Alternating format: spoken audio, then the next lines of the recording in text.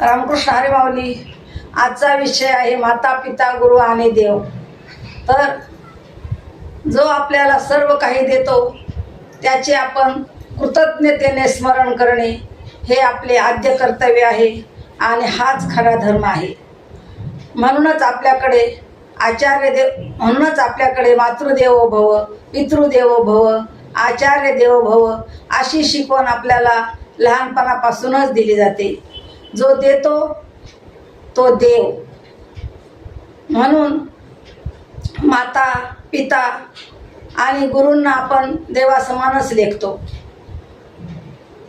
त्याचप्रमाणे परमेश्वराने आपल्याला पंचज्ञानेंद्रिये, पंचकर्मेंद्रिये तसेच मन, बुद्धी, चित्त, अहंकार आणि अंतःकरण हे दिलेले आहे.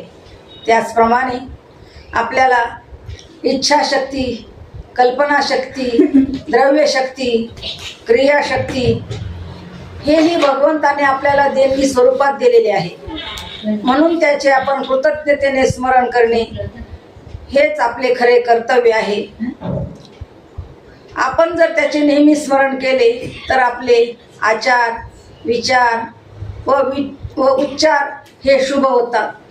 म्हणून महाराज म्हणतात, शुभ चिंतावे, शुभ इच्छावे, वदनी शुभ बोलावे, शुभ संकल्पाच्या सामर्थ्याने सोने करावे जीवनाचे. रामकृष्ण हरी माऊली.